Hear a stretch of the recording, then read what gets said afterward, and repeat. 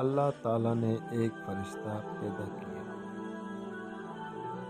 حضور نبی کریم صلی اللہ علیہ وسلم نے فرمایا کہ اللہ تعالیٰ نے ایک فرشتہ پیدا کیا جس کا ایک بازو مشرق میں ہے اور دوسرا بازو مغرب میں، اور اس کا سر عرش کے نیچے ہے اور پاؤں ساتویں آسمان تلے زمین پر آباد مخلوق کے برابر اس کے پر ہیں۔